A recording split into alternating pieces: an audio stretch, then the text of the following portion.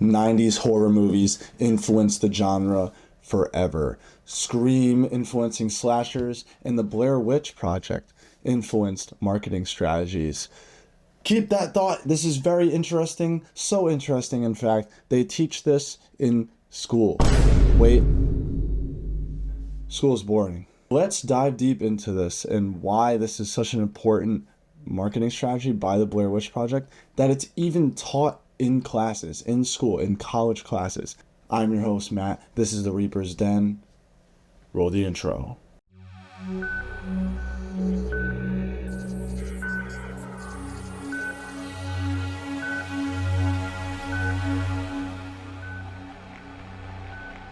To start, we're going to have to go back to the early 90s, where only about 15% of households had a home computer, something that can access the internet. But by the end of the decade, 1999, about 50% of households had a home device. Now, this increase meant more people were on the internet.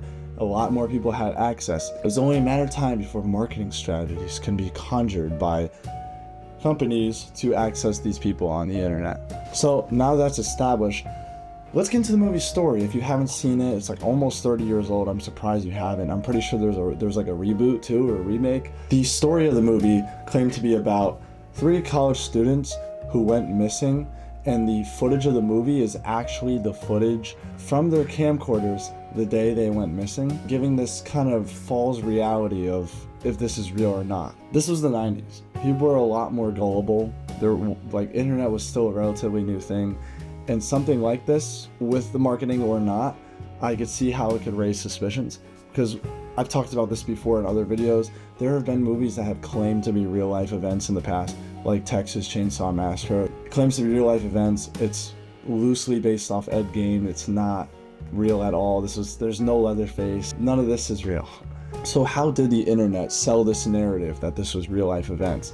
Well, months before the movie even came out, the production company, Haxon Films, created a website called BlairWitch.com. Sounds boring, but the website wasn't just like, oh, here's the movie, go watch it. No, it adds to the claims that the story is a real event by creating fictional police reports, links you can go, like information of people who went missing, journals, interviews. It built credibility and made it seem more real. Since the internet was relatively new and the actors were like B-list, there were people that believed it. And I mean, I'm not surprised. The internet was new, and if you show your grandma this, I think she's easily gonna believe. Even today, if you showed your grandma this, if there was a movie like this and you showed it, I think there's a high possibility she might believe it still.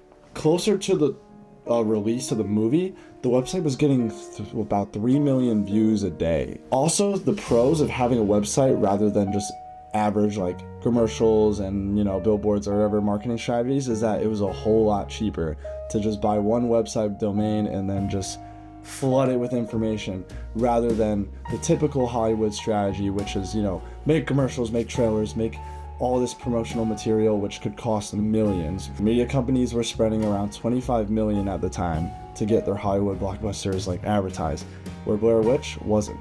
And Blair Witch was also on a really low budget and made millions, made way more than it was expected to make. And I think the internet and I know the internet and this strategy is the reason why. You have to take into account that this was a different time.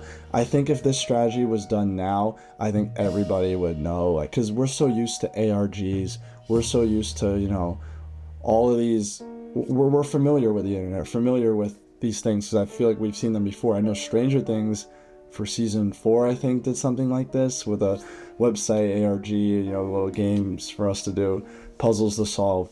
We're used to this. And yes, Blair Witch was probably one of the first, or the first, or at least the most successful first one. And if it weren't for this, well, I still feel like it would have happened eventually, but this one definitely started it all and is the reason why companies do stuff like this today. People wouldn't believe it now, but back then, everything was so new. Everything was just so people were gullible, okay? This was all new to them. They weren't used to stuff like this. That's why the marketing strategy for Blair Witch is just a creative, immersive, just unique style of marketing that did its job, did a great job. And like I said, is taught about in school. Like I took like a media class, like, or advertising class, and this was something we studied because of how impressive it is. And this is off topic too, but when I was researching the topic, I found like a Reddit page. It was by a teacher who said he has a project about marketing strategies, and he says every year a project comes up where somebody does the Blair Witch because of how influential it is, how famous, and how just different and creative it was. But yeah, I think that was like a little short video for today. This is Matt from 100%. Don't forget to like and subscribe, it helps out. If you want more videos like this where I'm talking, please, let me know. Give feedback. I'm always open to feedback too. I'm trying to, look at my past 3 videos and then look at my videos from, before that. I'm taking this serious. So let me know. This is Matt signing off.